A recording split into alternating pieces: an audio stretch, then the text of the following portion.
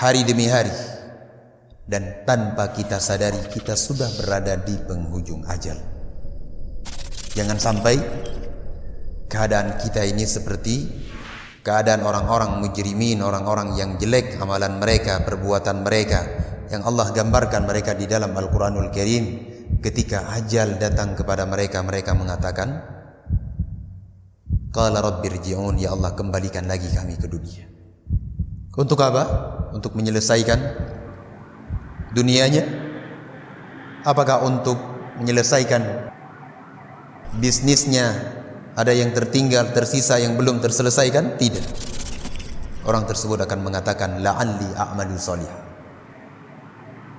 sehingga aku bisa beribadah, beramal dengan amalan salih, bisa menjalankan ketaatan kepada Allah Azza wa Jalla fima tarak, dari apa yang telah aku tinggalkan dahulu. Namun semuanya ini tidak akan pernah bisa kembali kepada kita.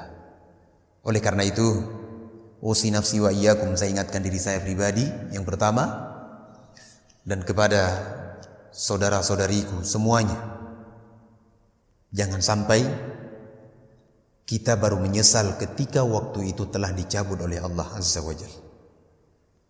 Penyesalan di kemudian hari tidak ada gunanya. Hari ini alhamdulillah kita masih muda misalnya, masih ada kesempatan untuk beribadah. Segera beribadah. Jangan sampai datang fitnah yang kemudian membuat kita tidak mampu untuk beribadah kepada Allah Azza wa Jalla.